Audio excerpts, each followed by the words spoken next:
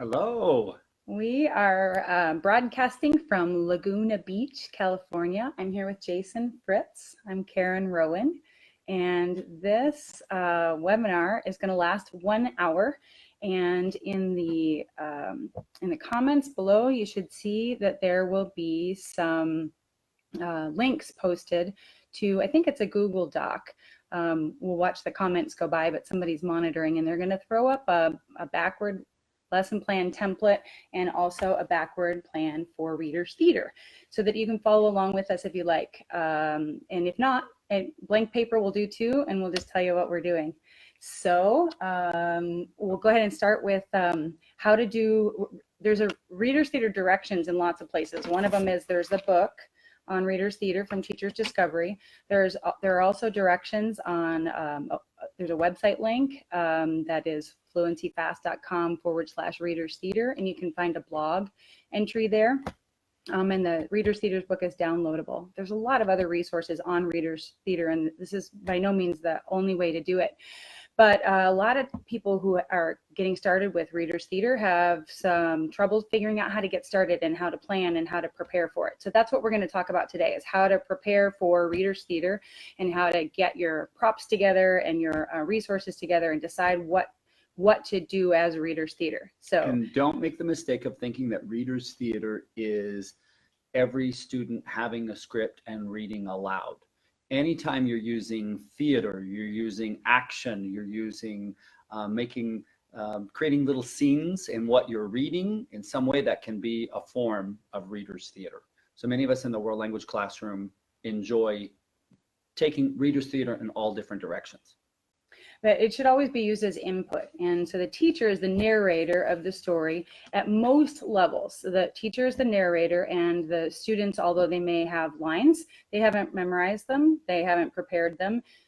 What we do is usually write them as speech bubbles, and then have them read off of them and repeat after them, and have them say it differently, so that we have they have access to literacy, but they're not actually reading the lines independently.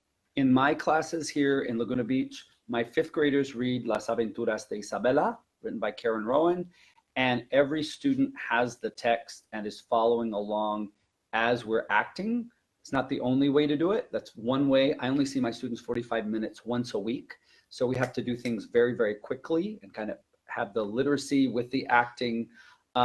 You can do Reader's Theater before you read and then come to the text. There's no right way to do it, but it needs some planning to really be successful. And that's where a backward planning template, some sort of template to plan how you're going to introduce and work with vocabulary and structures before you have students read, is essential.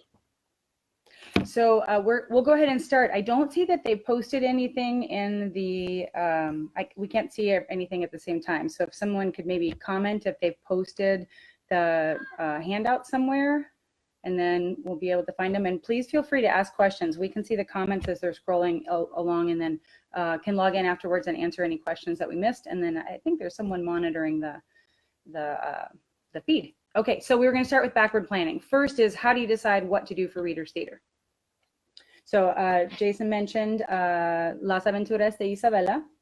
Pick a scene. For example, chapter 4 in Isabela, we have some wacky things happening with a horse in the park. You definitely, if you're a teacher, middle school teacher, if I were doing this in high school, I still would act out chapter 4, where Isabela is disappointed because the horse will not walk. I won't, spoiler alert, I won't give this a spoiler. I won't tell you why the horse won't walk, but read chapter 4 to figure out why and act it out with your students. I like to pick out scenes in any book that we're reading where there's a lot of action. For example, in El Viaje de Su Vida, which I used to teach a lot, would read with my students in high school, we would always, and I like to mark the chapter and the scenes with a Post-it or highlight it with a highlighter or both. We would always act out certain sections of chapter 5, because that takes place, oh, Karen, the pyramid. Chapter 5 takes place on a pyramid with La Mujer Insecta, who has the purple hair. So we have a cardboard cutout of a pyramid. We would have students that would climb the pyramid like they're up on a chair. If there's some sort of violent action or something that happens, especially in maybe a high school class, be careful with weapons. Never have a gun. I've often used like a hanger or a big pencil to pretend to be some sort of weapon if something is being acted out. This is like the knife that the character holds, but it's obviously plastic and is really giant. I just think sometimes it's better to avoid weapons altogether, any kind of violence like that. And but there are conflicts, there are things that happen, and when you have a lot of drama, when you have a scene that is taking place on top of a pyramid and someone being threatening to toss the person off or kill them or something, that's a scene that you want to act out. It can even be a cliffhanger to find out what happens in the next chapter, and then students are running home and wanting to act it out. And restart that screen. I want to just point out while he's doing that, just restart the screen over there so we can see it. Yeah. The pyramide, on every prop, you're starting with literacy by writing on everything, whether it's a speech bubble or a whiteboard or up on the board or right on the top, or you also have some labels for your characters there. Yeah, I like to I started this as a high school teacher and then as a traveling elementary teacher. I'm not a big fan of plastic in general, but these Ziploc bags, can you grab the box? Mm-hmm. These Ziploc bags are fantastic. When I taught as a traveling teacher at 26 classrooms, 2 schools for 8 years, these saved my life because all of my props, my lesson plan, everything I need goes in the bag. Pobreana was probably the first book that I did by Blaine Ray. The characters, signs, I would put the bag out and students would pass out all of the props, the names, the labels to the different characters. They would often be set up to do readers theater before class started. These are the Les Grands Sacs or Bolsas Grandes from Ziploc. This is the extra large size. So there's also an XXL, but these work really well to contain all of the things that you need for that particular book or that particular reader's theater. And actually, Jason generally keeps the books in there as well so that everything is together and nothing gets separated. Yep. So if you have these are all inside of sleeves. I just like to know I'm going to need a narrator. These are the characters that I'm going to need. I like to keep a list of the props, kind of some things to set the stage. All of these just help me keep organized. And anything that's mentioned in the book can be brought out and used as a prop, a la TPR, as you're reading about it. Like when the mom says, no comas chocolate, come fruta. Don't eat chocolate, eat fruit. You have a box of chocolate. Well, it's empty at this point. It wasn't always. So when you're talking about she doesn't like to go on the bus, she prefers to ride in the car. These are things, this is just adding a little theater as you're maybe even doing group reading. You just have these props. You can pass them around. You could write el autobús. Anything you can do to kind of prepare ahead of time. I always had a drawing of the house where the character lives, and so we could talk about how the house was similar or different. But again, in the big bag, so I know where everything goes. And when students have props at the end of class for management, I always have them put everything back in. So it's easy for me to go, or in my own classroom now, to store, because teaching with a lot of stuff is important as a language teacher, but it can get really messy really fast. So you've got to have a system to organize. So as we're starting from this beginning part of how to select what to read to begin with, and we've got more of the things that he's just mentioned, the classroom jobs and the props and things like that, but just selecting, we set some of the books up here that we've used for readers theater, but you're not going to pick the entire book or even act out an entire chapter. So the first thing you want to do is find the exact section that you want to act out.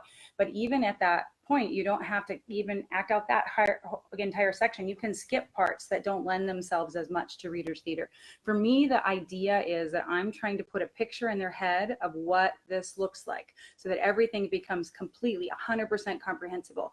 So I'm trying to pick the sections that lend themselves to acting out. You don't want to have two characters sitting next to each other having a conversation that has no action in it and use that for your readers' theater.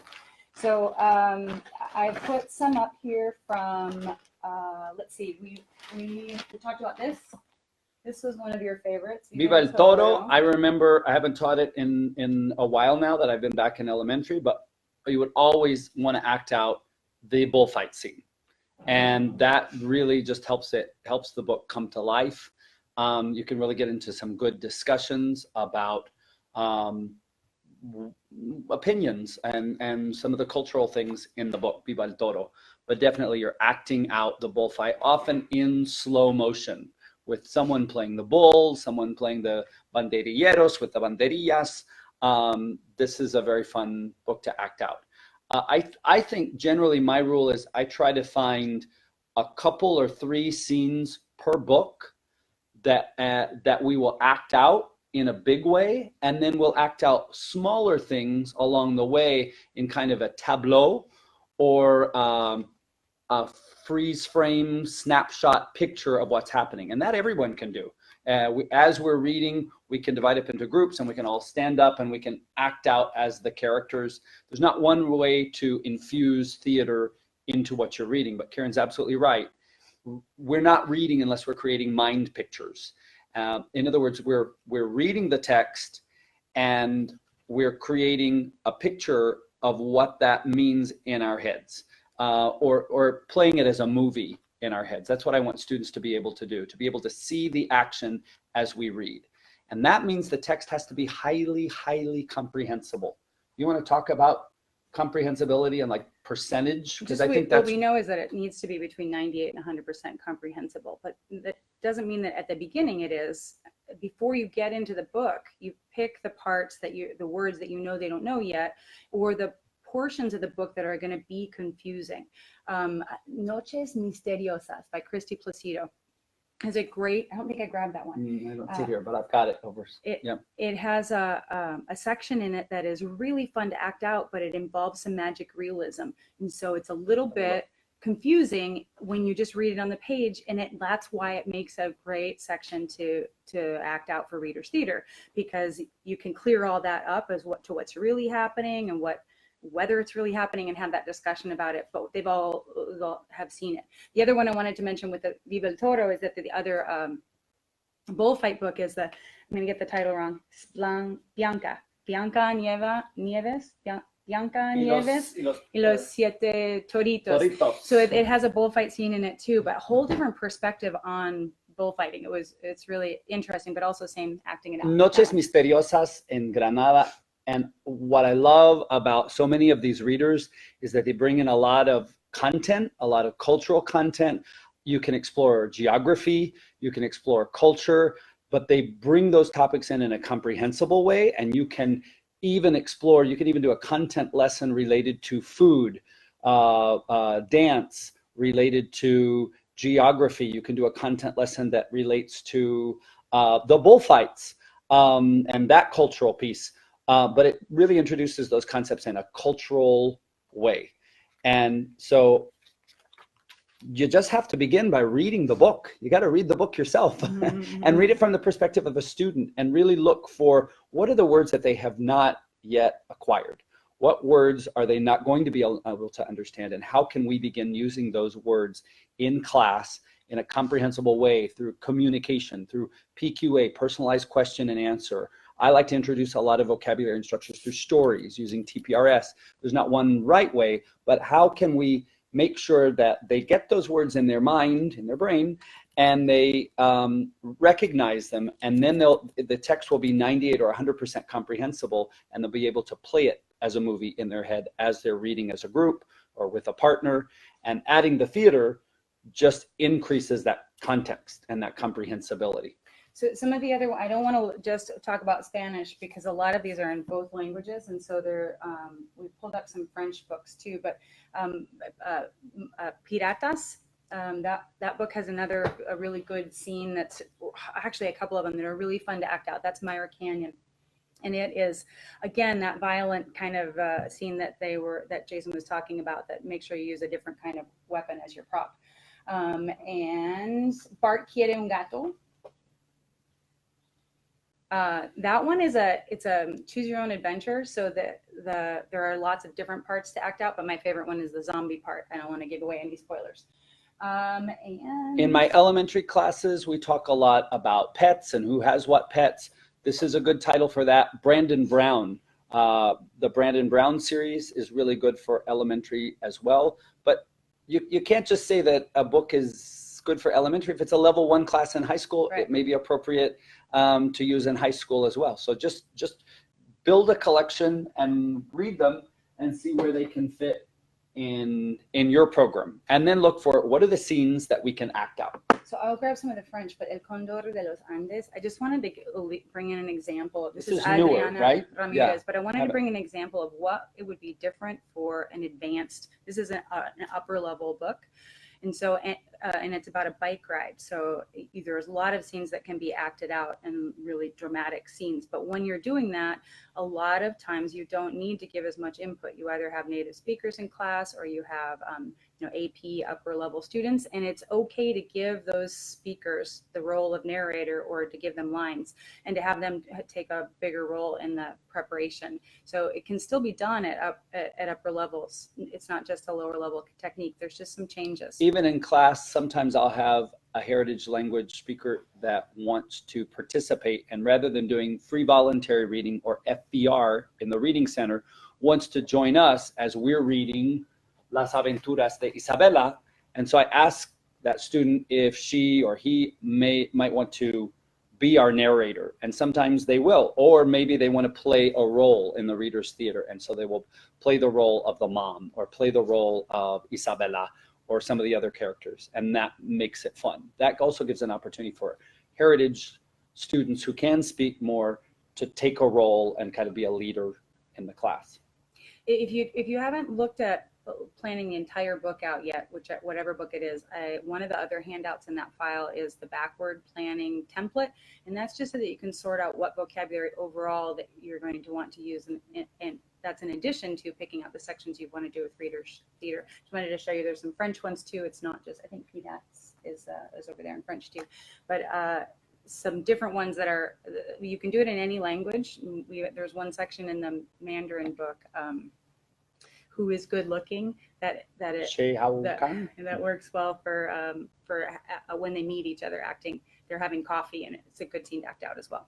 All right, I want to move on from selections. Before we move away from this idea of the backward planning of the whole text, if that seems a little overwhelming for you, maybe you want to look just at one chapter at a time. I think it's easy as language teachers. I know I just finished teaching a full day, and after I taught my after school program with 25 first graders, and I'm a little frazzled in case you can't tell. But sometimes if you're feeling frazzled, just look at the first chapter and backward plan from one chapter and maybe move a little more slowly. When you start this process, it can be really overwhelming to look at the whole book. So just a chapter at a time can be okay. Maybe even a couple of pages at a time. Start backward planning from a couple of pages. If you have any questions about that part and you want to put questions in there, we can see them going by. So if that part's not clear about how to do the backward plan, I actually did one book and I put the entire backward plan up there in those handouts too. It's in Spanish, but I think it'll give you an idea of how you divide it. What can you do through TPR? What can you do through TPR storytelling? What can you do through movie ask or showing a movie clip and asking questions about it at the same time? There's lots of different ways to introduce vocabulary.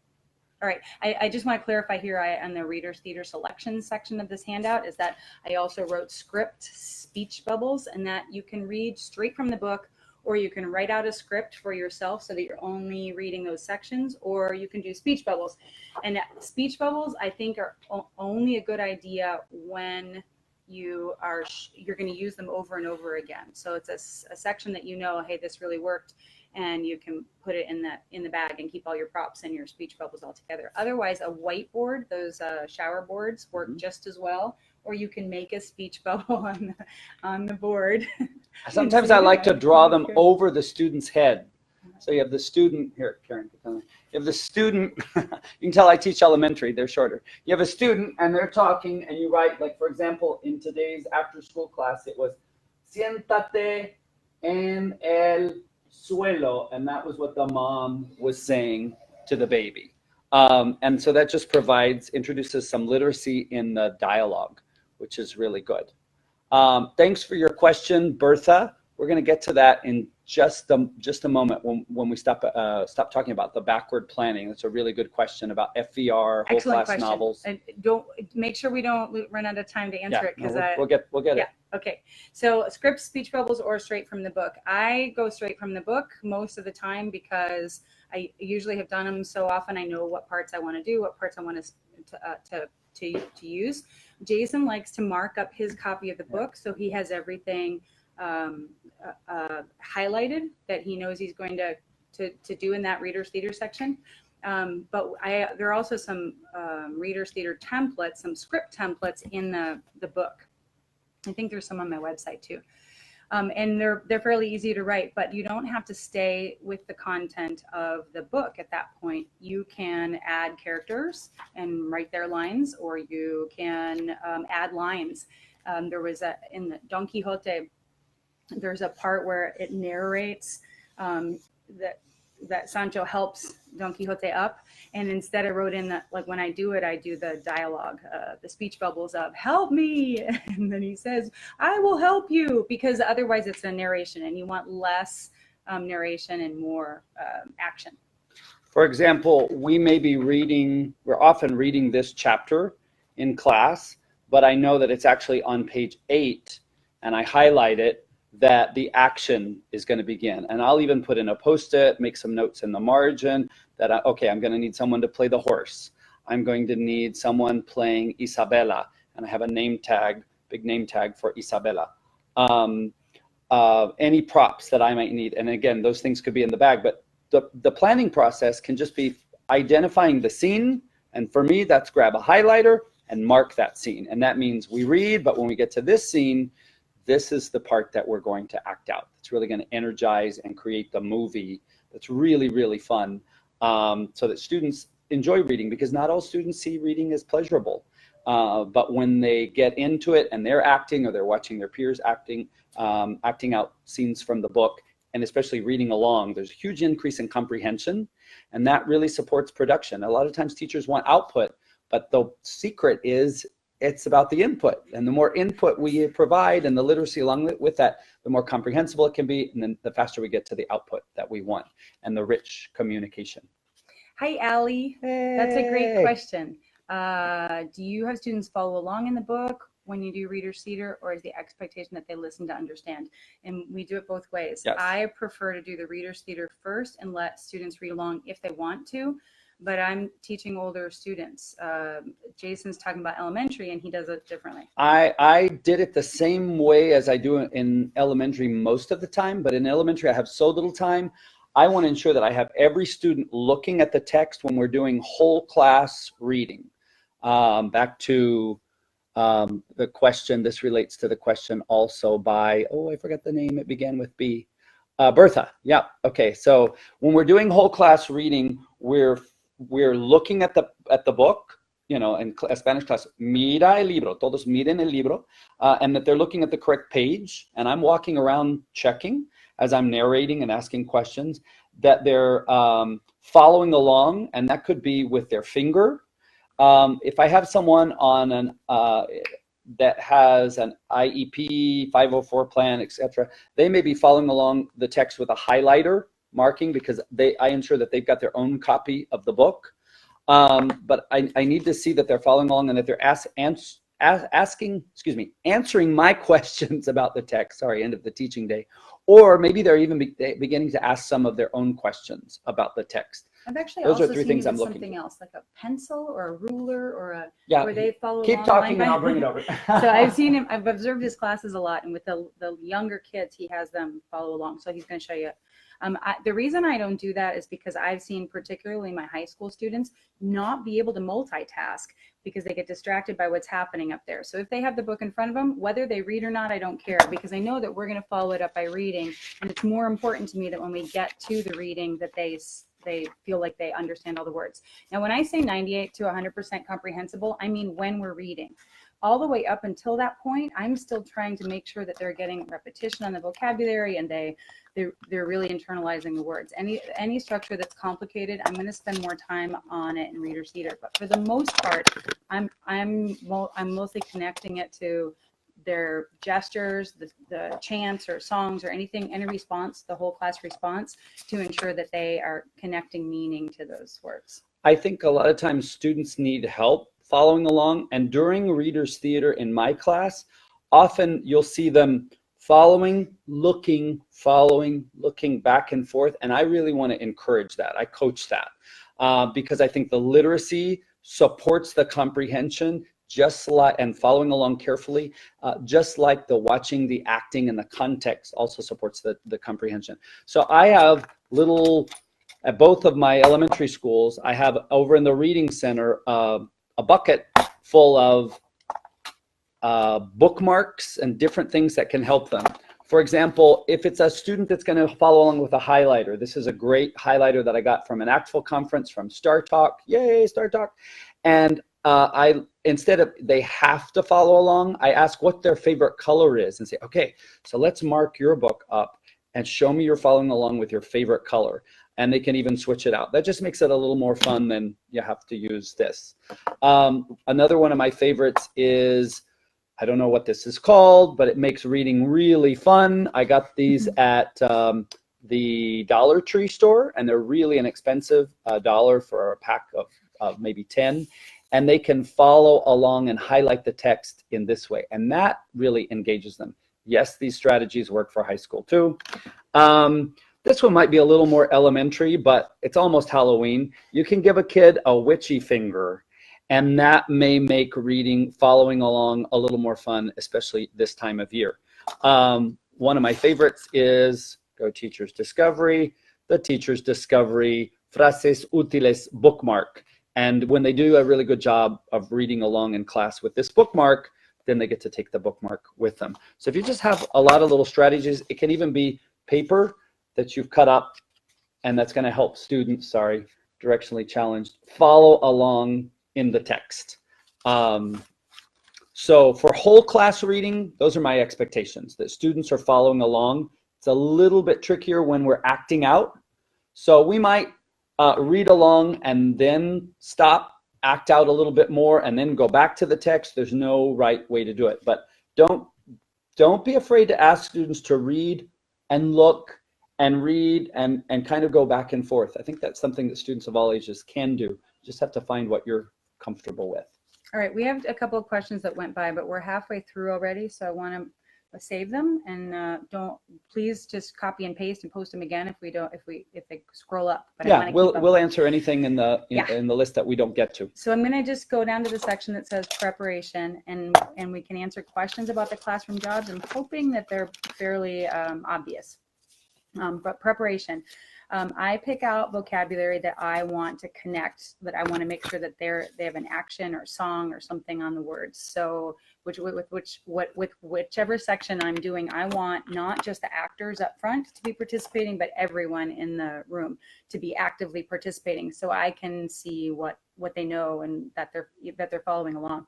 So the whole class action, songs, chants, sound, they kind of come up as you're going through it, and you don't want to spend a lot of words that aren't really core, don't matter, but anything that will let you know that they're still engaged. I can give you some examples of this. And especially any vocabulary that is new or that you think hasn't really been acquired yet. That's something that you want to support. Gestures. Yep, using TPR, using gestures, using props that can be held up, sound effects. Choral responses. Mm-hmm. My favorite is the one that I found for a horse. If you've seen Monty Python, it's the two coconuts. so that it sounds like it makes horse sound effects? Click, clop, click, clop, click, clop, the coconuts. It can be something like, in a level 1 class, avión. I remember in Pobriana, and I would have a student that had the blow up plane and would just throw the plane every time we heard avión. It would fly across. Or even the word vuela, everyone can fly. They can make sounds, like maybe it takes place in the tropical forest and you hit the words bosque tropical. In Laguna Beach, I hear my students all the time, they remember the phrase bosque tropical, they'll say it, and then they start chanting like monkeys. A lot of that bosque tropical, well, in a book like Isabella Captura Congo, you can imagine the sounds of the tropical rainforest and the howler monkeys that you could have happening in your classes. So just energize it with sound effects. And that's something that you can give everyone to do, or you can have certain people that do certain things. You think about it like a melodrama. You want the interaction with the audience. So like in melodramas, when the villain comes across, we boo the villain. Maybe we don't want to encourage them to boo, but you want that interaction, cheering the hero, making the like reading superhero theme songs. Yeah, making it very interactive, very, very fun. So props and costumes, I get a lot of my props on the day after Halloween. I call it prop day. It's November 1st. I see one of my favorites over there, the mussels. Oh yeah, I'll get it. But you can also get them. Jason hits all the Goodwills to find lots of different thrift stores. Dollar stores, I try not to do that a lot. Just those, they help in the moment, and then they don't last for very long for the most part. And then I'm buying plastic from China, so I try to make most of the stuff that's been used several times. I remember that. So this is the muscle shirt. Fits real well on little kids. I just have muscles for adults. They're disconnected here, and it's just the big muscles. But lots of things, lots of ways to talk about characters when you can dress them up. And then the kids also get to not play themselves. They're playing a character. I think you said something about having something that covers their face. Yeah, anytime it's the idea of Greek theater. The Greeks knew it. Anytime you give someone an object or a mask to hold up. In elementary, we often don't do a lot of hats and wigs. We use a lot of masks. I'll let you figure out why. But anytime you give someone an object or a mask, it's almost as though they're not playing themselves. And that just adds a little more theatricality because they'll get into the action, or they'll get into doing the voice. You can even have a voiceover artist in Reader's Theater. I often have someone doing the action, but they don't produce the sounds or the voice maybe that we would want. So we ask someone to stand behind them and to produce the voice, and just makes it louder, funnier, more dramatic. Again, play with your students comprehensibly in the target language, but in the context of a book, using text that just adds the literacy. So we need to talk a little more about the planning, right? Yeah, and we've got a couple of questions there that are really relevant. The question was, would you prep all the students with their props in English beforehand, or describe their jobs during the storytelling? And I don't do anything in English. Yeah, I spend very little time in my classes in English. Now in September, I'm coaching a little bit on procedures, but I want to hit that 90% plus. And I want my class to be 95, 98, 99% target language. So I don't spend much time in English. But yeah, you might do kind of a stage whisper in the beginning. This is what I want you to do. But quickly, as your classes become more comprehensible, you're using more target language communication, you can do all of that coaching in the target language comprehensibly. What may be new is the prop word, like La botella de salsa, tapatio. I swear they did not pay me to put that up. It is good stuff. But you might say abre. A lot of times things are just obvious. So you just show them what you want them to do, and they follow, and they're acquiring through the context of the story and what they're reading. And so I do think it's important to plan your props though ahead of time, and to make a list of what you need. If you don't have a prop in the moment, hand a kid some cardboard or cardstock, some markers, and have them make it. And that's even funnier. I like to make props, as you saw. What did we do with the pyramid? Cardboard right here. Here's my favorite My favorite prop, cardboard, because it can become absolutely anything. I mean, this could be a giant hat. It can be a pyramid. It could be anything. It could be a car, but you give a kid some cardboard and have them draw what you want. I mean, I did this one, but if it's not perfect, that's even funnier. And then you can write on the cardboard. And cardboard, if you have a Sam's or a Costco membership, is free. This comes from in between the boxes of cereal at Costco. And you know, you go in and you buy your hot dog and your Coke and whatever you need. And then you take some cardboard and explain that you're a teacher and you'd like to use it to make props in your classroom. And so just keep some cardboard on hand to make everything, or to have students make it. So Jason just said he tries to speak mostly target language in the class. And so I sat in his class today, and so this is what he means. In September, fourth graders who have not had Spanish before, he went down to 86%, and that's a lot of English. His fifth graders who have had Spanish for fourth grade and fifth grade, he was around 90, that's 95 in one class and 98 in another class. But that 86%, that's in my 1, 2, 3, that's in my fourth Spanish class.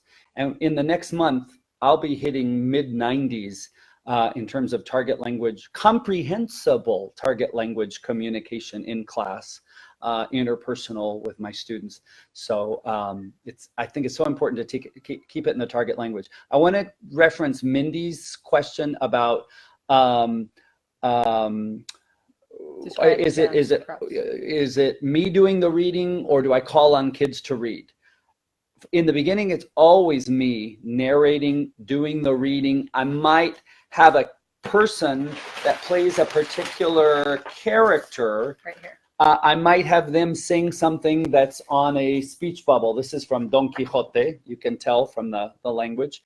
And they might repeat what I say. And that might be a heritage learner or someone who has a little bit higher level of Spanish in the class. But I don't want to ask students to read aloud. I remember doing that as a student, being called on and reading aloud. And I would read things aloud, and I often didn't know what I was saying. And I think that's a pronunciation exercise, often with vocabulary and structures that we haven't even stored in our minds and our brain through communication. So I generally don't ask students to read aloud. Exception would be a heritage student that's narrating or playing a role. So that's a really good question. Although I think even like AP, Darcy Pippin, she has them say the lines. So I would agree. Native speaker. If you have a native speaker, use them, and you. Yeah, and that changes as they get into higher levels, and they can do more with language. But it's still always about the input. Yes. So today the line was something like, "No, baby, bad baby." That was the whole line. So they can totally, they can say that, and even if they say it badly, La mamá le dice, "Bebé malo, siéntate en el suelo." This was the second class with first graders, and so we were doing a TPR story. They had a total of less than an hour of Spanish. Yeah, less than an hour of Spanish, and yet that class was pretty much all in Spanish, comprehensively, except procedures and why we're watching, why we're listening. And we lost a little time this morning because they didn't really know how to line up, that kind of stuff. You gotta love the first graders.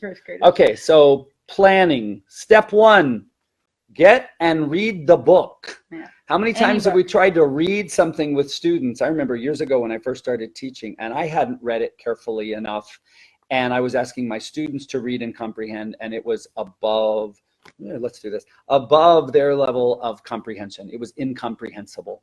So we backward plan by starting and reading and rereading carefully, and then using something, whether it's a Post-it or a template, or to begin our planning process.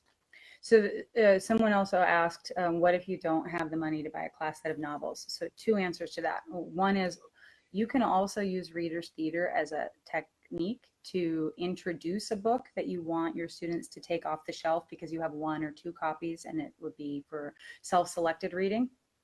And the second is, it does not have to be a reader. It can be a song. It can be song lyrics. Look, don't teach any song lyrics. Look for a song that has a plot and that there's a story in it, and then you can act out the story as though it's a story, and then read the song. Fairy tales. Let me give an example. Los pollitos dicen, right? That's one of the first children's books that my children read. the first book that they read, and it's the first readers theater that we do with my beginners in Spanish in elementary. And we do it as readers theater. People might look at the class and say, oh, well, that's like TPRS. Yes, but it's not TPRS because we're acting out a story that already exists. We're not co-creating it. So you can take a legend, you can take a song, something that already exists, and you can adapt it into a readers theater format. That really is the biggest difference between TPR to story asking, TPR storytelling. It's the biggest difference between that and readers theater is you know what's happening in the book, and you don't want to then go create a parallel story or do PQA on your reading, because when they get to the reading, it will be less comprehensible. Well, you can always personalize the reading with PQA, but yeah, you don't have, you're not going to change the story. The story is the story. During the readers theater. No, not during readers theater. Yeah, maybe to keep the reading interesting when you're not. Absolutely. But if you haven't tried that, pick a legend, pick a fairy tale, pick a song where there's a story. Very smart, exactly what Karen said. It's got to have a narrative that you can follow and that you can act out. Can you make up speech bubbles? Can you act out some things that are kind of between the lines of the text, some things that you ask, why is the person saying this, or what are they thinking? Absolutely, and that's getting into Common Core. What's the perspective of the person?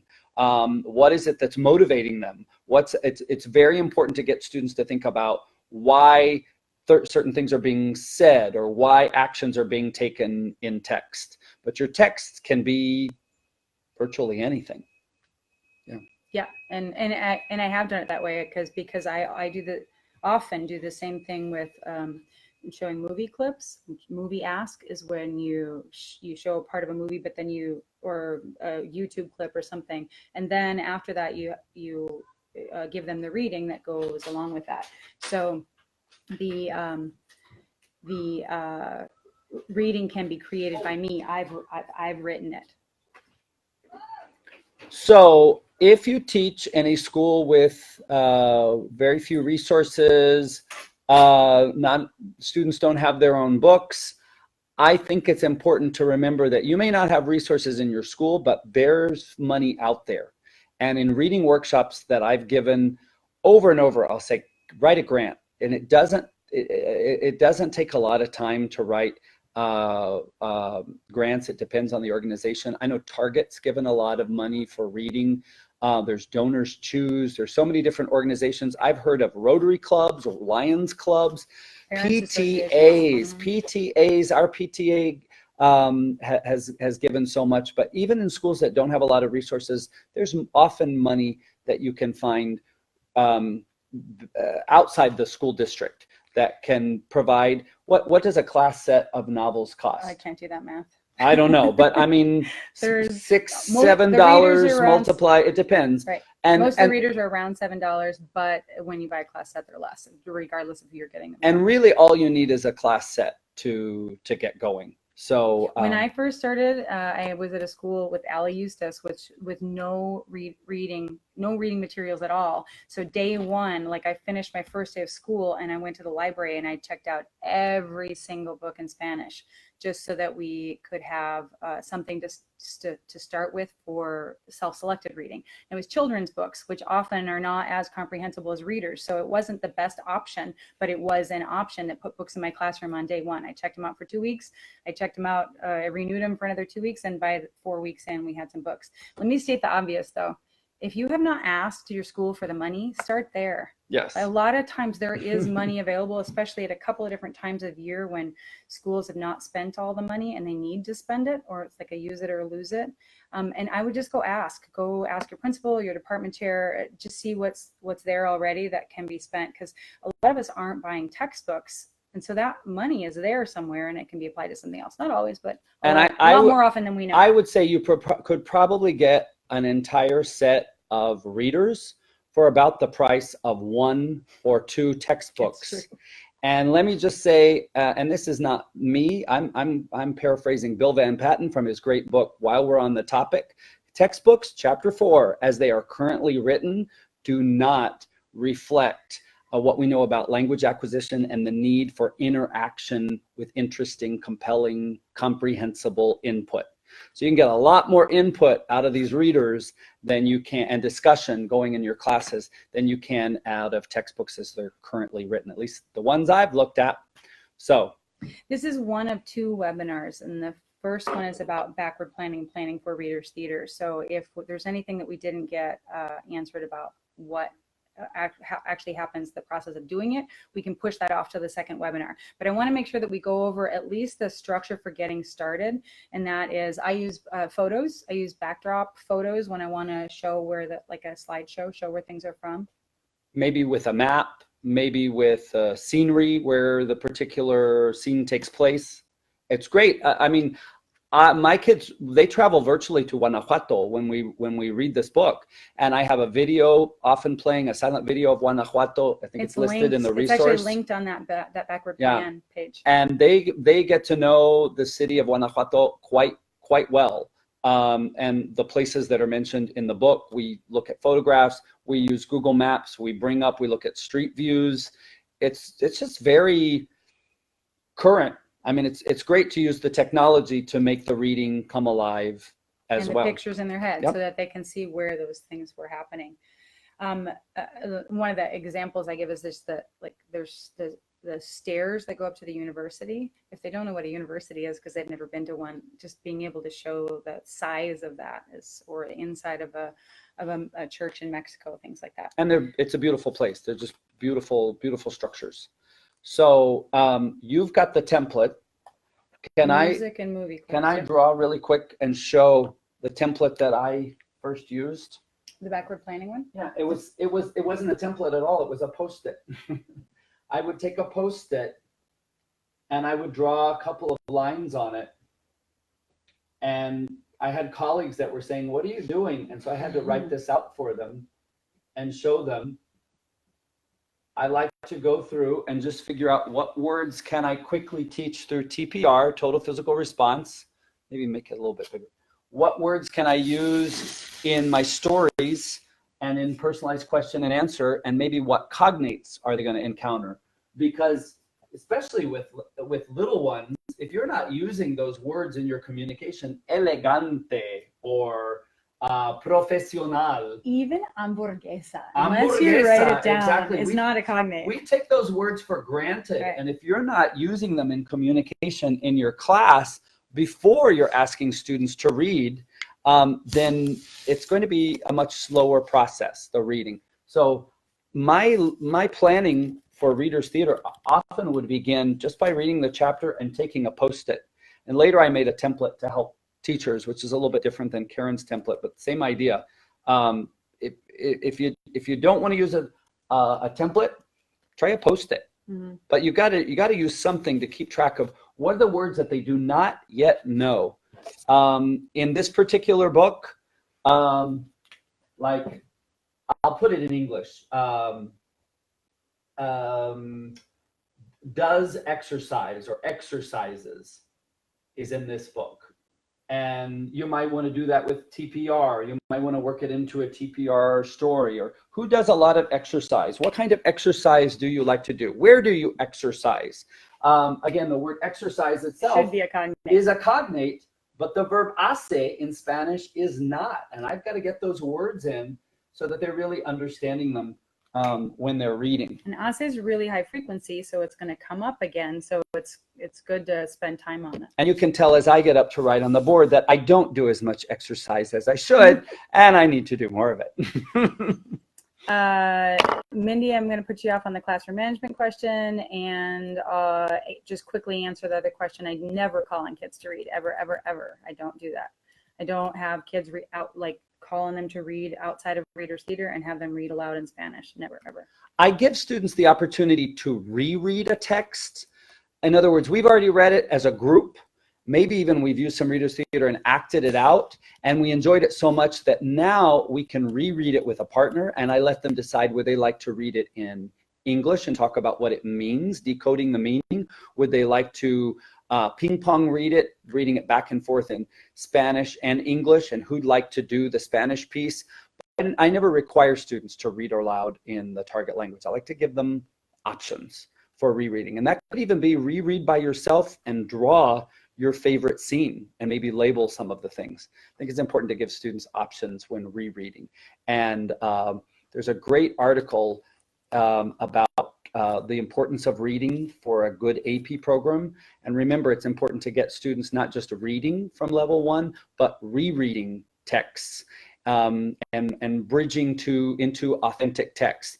And for me, these little novels, these little readers are a great way to introduce authentic culture and to bridge to authentic text. I use a lot of infographics and other things that are authentic that really help to introduce students to that bigger, broader vocabulary in the target language culture. But we want to keep things comprehensible. We want to make sure that a lot of that everything that they're reading is as comprehensible as possible.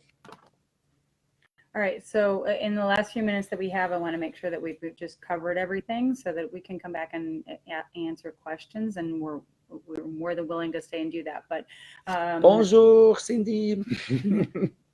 I've talked about everything on the preparation side except for music, which is not something that everyone does, but I like having that call and response on characters, and I pick songs for the book Callejón del Beso is the legend of El Callejón del Beso, and it's there's one character who we sing Prince Royce, Solo quiero darte un beso, and the other one is Bésame. So every time I say their name, then they sing. Same thing with Don Quixote. They sing Don Quixote. Yo soy yo, Don Quixote. From Man La Mancha. And the other side sings Sancho. Soy Sancho. Soy Sancho. So that you can use kind of teams in your classroom. My class is always divided. The right side is always Mexico. The left side is always España, Mexico, and Spain. So it's really easy for me to have teams for any purpose. And I can simply say, Mexico es Sancho. España es Don Quixote. And so they have certain things that they're cued to do. You may have one person that's cued to use a certain sound effect, like the coconuts, every time they're traveling by horseback. Just giving those kinds of, I think that's what you mean by class jobs in the template. I do a lot of class jobs very spontaneously, but if you already have your props or your sound effects, or you know what you're going to want to ask people to do and you've done some planning, it just makes the spontaneity happen. My objective better. is that I'm trying to create the input only. I'm providing the input, but I'm not trying to do all the work. I probably learned that from Bryce Hedstrom. Yeah. Is that I want anything that that anyone else could do, I want them to do. So they can hold up the speech bubbles. So I'm not trying to check. I'm not trying to get them in the right place at the right time. That's someone else's job. I have a class photographer. A class photographer uses, and this is important, that it's my device. They're using my device. So I use an iPad, and as soon as they've finished taking the pictures, I plug my iPad directly into my computer, and I can show those pictures and show them again. That's great because they can get shots as the reader's theater is happening. They can take snapshots or even a video clip, and then you can use that to get more input or even replay as you're rereading with the text, or maybe even snapshots of groups acting things out. So the class photographer is taking care of all that, and even if you have a policy in your school that you don't have permission to share those pictures, you can use them as a teaching tool in your classroom. They stay right there in the class, and it's not connected to the internet. It stays in. They can't share them. As far as I'm not sure. There's a question. I see the word copy, so I want to just say, as far as making copies of books or texts, we have to remember that. There are so many. Almost everything is going to be copyrighted, and so you're not going to want to take a legal risk and make copies of a text.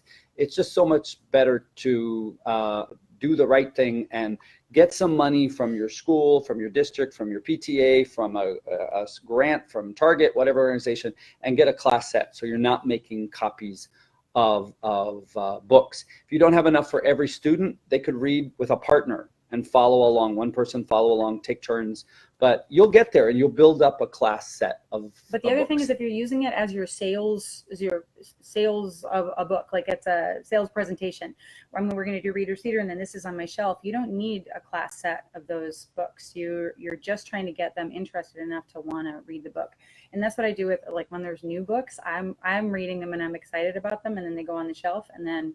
For me to be able to talk about it or for us to act it out, I can do that with a couple of copies of the book. After you've acted out a really good scene and it's been very successful, lots of laughter, lots of fun, I find it easy, if I've done enough planning, to then have my students read the next chapter on their own. It's possible if you've done your planning. I generally don't like to ask students to read on their own. I like to be involved and support the comprehension and have communication around the interaction. But if you've had a really good readers theaters, if it's a cliffhanger, they often don't want to wait. They want to read. And so if you've got a cliffhanger, have them read the next chapter, at least the next page, the next couple of pages on their own, and maybe then check the comprehension. There's not one right way to do it. Do you have that lesson plan or the notes that you had that had the characters? Yeah. Yeah. So you want to pick who you need as your actors, and this is what Jason does. He just writes down the people that he knows that he's going to use as actors for whichever book, and then narrator. I'm always the narrator. Yeah, I'm almost always the narrator for sure. Yeah. Because even if they're native speakers, they don't know what the timing is that I want to, so it works better if I'm the narrator. So that's how you're picking your actors. But I think we both do actors that are props. So you get more people involved by having them be trees or windows or just background decoration. Yeah, a sound effect. I remember asking a student to be a tree just because he needed to shift the state of the brain and needed a bit of a break. I don't have time for a lot of brain breaks. What I do is try to change the activity so we shift the state of the brain, but it's still classroom target language communication in my class. It's got to be. I have 27 hours per year with my students. So it's got to be constant communication in the target language. Beth Romero, I'm so happy. I'm glad. I love Readers Theater. I love it when people get excited about it. Yay. Paul Susan Segworth, I don't do that. I don't understand where you're. Nuestra historia. I might need more information. I don't think I can speak to that at all. I think students giving students the opportunity to maybe create their own ending with a text, or I used to call it the missing chapter. We've read chapter 3 and discussed it. Maybe we acted out chapter 4, but it seemed like something was missing. And so we talk about what happened in between. And that can be a fun assessment where students in groups create their own, and they could record it, as you mentioned, their own version of the missing chapter. I used to do that a lot in high school. And that's related to some of the Readers Theater that we would do. And that's actually a test. In groups, write it, act it out. They do their own theater and we vote on our favorite one. And meanwhile, I'm able to assess that they're comprehending the text and they're able to use some of the cultural knowledge, the language from the book, and express themselves in that context. That said, it's if you're trying to create from students who do not like to read, or don't know how to read, or find it difficult and aren't likely to read independently, you want to not be doing a lot of assessment on your reading, especially on self-selected reading, because we don't want our students to end up feeling like this is a non-pleasurable activity. We want to first create that brain pathway that this is really fun, reading is fun, and kind of leaving most of the assessment. That's a non-traditional assessment, but vocabulary tests and whatever, multiple choice, grammar tests, none of that. I don't do any of that on reading at any level. I think we underestimate how much communication itself is a constant assessment. Are you understanding me? Are you able to respond to me? So I just keep talking. And on that note, I'm sorry, I'm drinking tea here, but let me just say, if you are constantly communicating with your students, you've got to make sure to take care of your voice. So I'm sipping hot tea. If you don't already have a tea kettle, get one for your classroom, because you're constantly communicating and you need to take care of your vocal cords. So just to go do some definitions here, with every Readers at Theater section, or actually every reading section, you can decide what variations you want to do. So one is All the World's a Stage, which I'll talk about more in the next webinar and how you set that up. And Jason actually does it differently at elementary Mm-hmm. to make it a little bit more manageable. We can maybe touch on that for a second. I divide the room in half and say this side of the room is going to be this character, this side of the room is going to be this, and we act, and it just simplifies it for them. But Karen will model some really great ways to do All the World's a Stage, where everyone becomes an actor in whatever you're reading, whatever you're doing. That's actually probably worth talking about. So All the World's a Stage is after you finish doing Reader's Theater, I say get into groups of 3 or 4, and then in their groups, they act out the same story, the same section again while I retell it. It could be one person is going to be this character, another person is going to be this character, another is going to be this character, and we're going to revisit the scene that we just read, and you're going to demonstrate your comprehension as you hear the text, and you're going to act it out and give it your own spin. That can be the test. A lot of these ideas come from Jeff Wilhelm's book, You Gotta Be the Book. And I think that's really important to remember with Reader's Theater, that you are asking students to become the text, to be the book. So the way that you do it, rather than 3 or 4 people, is the dividing. For elementary, I divide the room in half, and character A is on one side, character B, because if you say, your character A, your character B, 1, 2, 1, 2, that's very confusing for first, second, third graders. So I do it differently, and I find it's more successful that way. It is. It's a lot more streamlined, and it works really well all the way up to adults too. I've tried it just to. You can use that technique in middle school, high school, adult. Yeah, anything that works for elementary works for everyone. And especially in a place where you don't have a lot of room to move around, when it's easier to have them stay where they are and just face each other. Right. Okay, so that was All the World's a Stage. We've already mentioned Picture Talk, how to use pictures that were taken in class by your students. And Karen really likes doing that with the iPad. I've not done it with the iPad before, so that's something I'm challenging myself to do this year. I know that students love it when they see themselves projected in images, snapshots, video. It doesn't have to be an iPad with a connector. It's just that for me, and I've heard other people say this, whatever you can do right now, plug it in, do it, show it immediately, because as soon as it becomes work for me, that night I have to upload and there's tech problems, like I can't do it in the moment, it's not going to happen. I'm just going to have a big collection of pictures I never I'll use. probably use my phone and put that phone under the document camera, because my document camera is always hooked up, and that just provides that image really quick. So whatever works for you. I'm not sure I'd give my phone to elementary school. I don't. students. I take the picture. Right. So if you're going to have a class photographer, use something that's not connected to the internet, that you have control over, and you get back at the end. As far as having classroom jobs, if you've tried that, I find that in elementary, it's often more work to try to have classroom jobs than to just do a lot of it yourself in the moment, rather than assigning it, say, here, you do this. But I also think that in elementary, you have to do a lot of it yourself to not lose a lot of time, to keep things flowing. So I think jobs work better, things like the photographer and sound effects and so many of those things, in middle school, high school, and with adults. But you also have a lot of people walk into your classroom to observe you. Any one of them could be. True. Here, True. take this Yeah, we picture. get observers every week, almost every day. Just one more thing. Come to Laguna Beach. If you haven't ever tried to use an audiobook, you can play the audiobook and do All the World's a Stage at the same time with the audiobook.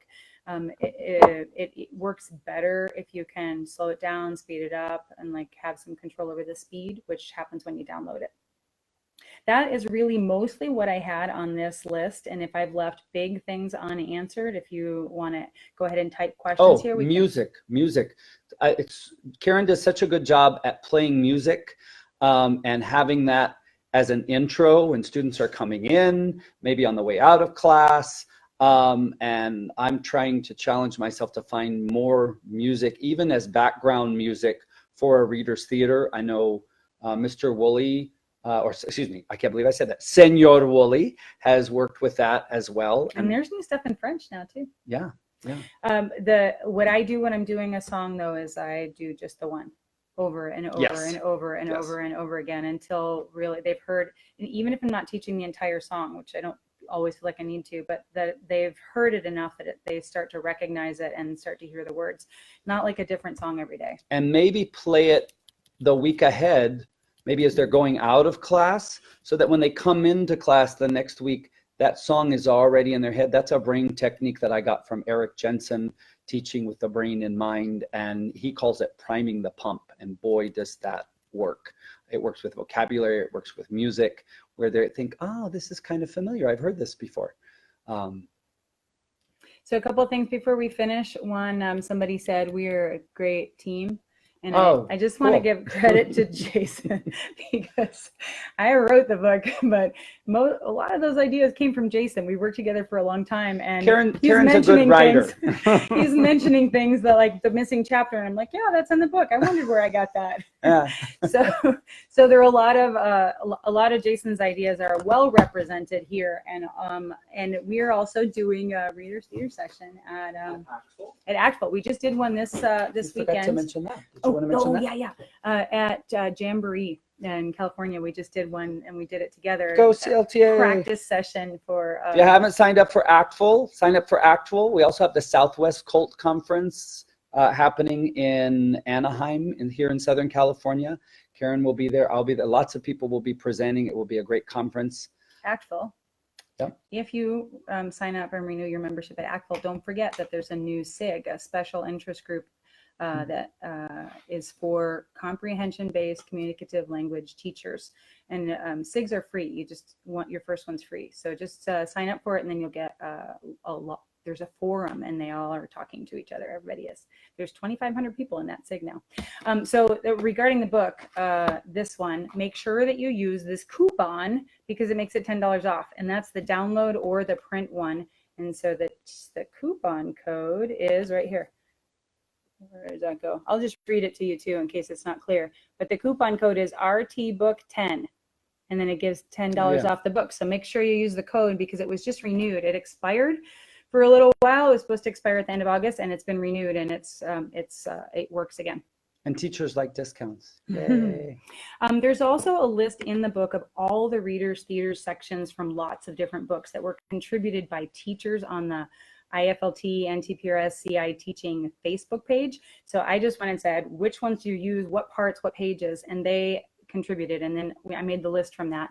But obviously it's outdated all the time. So that list is updated on that website that I mentioned at the beginning, fluencyfast.com/readers theater. And if you have there are new books that we have not mentioned that have great Readers Theater sections, just let me know what they are, and I'll put them up there, whether you're the author or someone who's using the Readers Theater session. So I think we missed a couple of questions, but we can go back and answer them later in the comments. And so if you have anything that didn't get answered, just copy and paste and make sure it comes up towards the end there so that we see them. Thanks for your questions.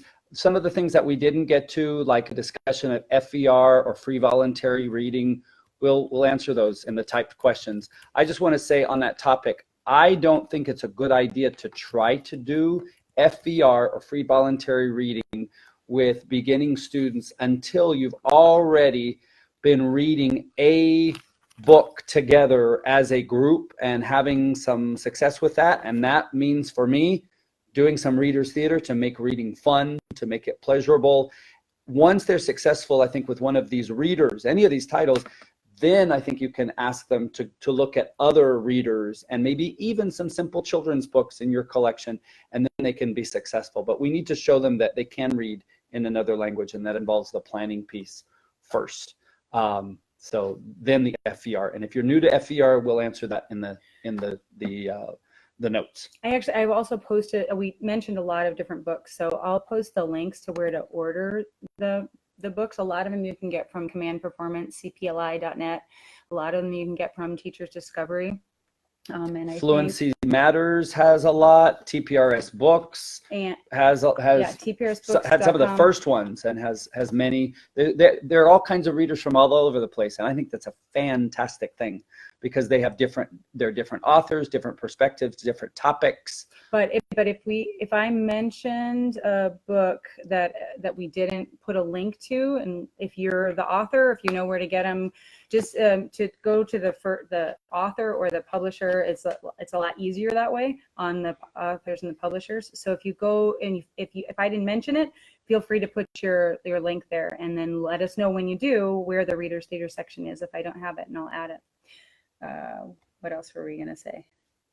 Oh, the other webinar. Sorry. Yes. Can someone from Teachers Discovery share that? I don't actually remember when it is, but there's a second webinar on this is the preparation part, and the other is on the implementation. So hopefully in the next week or 2 weeks, between now and whenever that webinar is, hopefully someone's going to say something. Yeah, and over the next couple of weeks, if you haven't used a template to backward plan, take some time, give yourself some time to get a couple of titles or maybe just one title and use a template like that to backward plan or even a post-it. And it's important to go through the process to think about how you're going to introduce vocabulary and structures in a communicative kind of way. For example, in my class, my 5th grade class today, it was what's the name of your favorite store? Where do you like to shop? What you want to buy? And that's really going to lead us in a direction. That's backward plan from Isabella, whose mom has a shoe addiction and shops a lot and wants to buy shoes. And so already I'm moving my students in that direction. And there are scenes where we'll be acting out certain scenes that happen in certain shops in Mexico. But I can't come up with that PQA until I've done some backward planning. And that means I start with reading the book and maybe a post-it or a template. Right. Jason wanted to do it all yourself, and I went ahead and did it for you. So.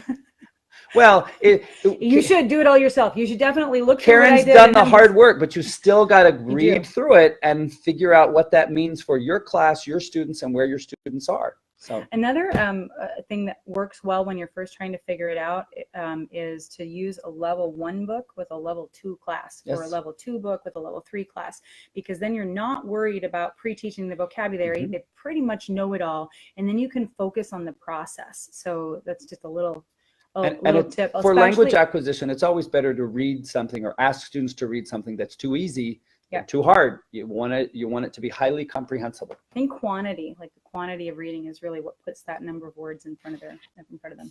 Okay, Teachers Discovery. Did somebody there we go. They sure did. Yep. October 1st. Presenting again on October 1st, and that webinar is, as I said, should be the continuation of this, assuming that we're not having to talk about how to prepare for Reader's Theater, but actually how you go through the steps of Reader's Theater.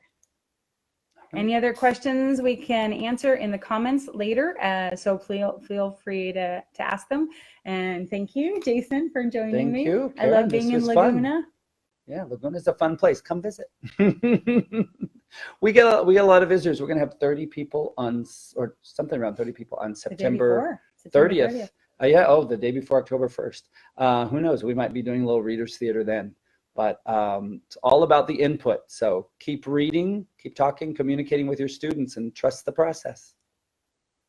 All right. Thank you, everybody. Thanks. Oops, new comments. Thank you, everybody. And like I said, anything we missed, we can log in later and answer questions. We'll make some notes and answer questions in the comments. All right. And thanks for attending. Download those forms. Both of our contact information is on there. Ciao. All right. Thanks. Adios. Au revoir.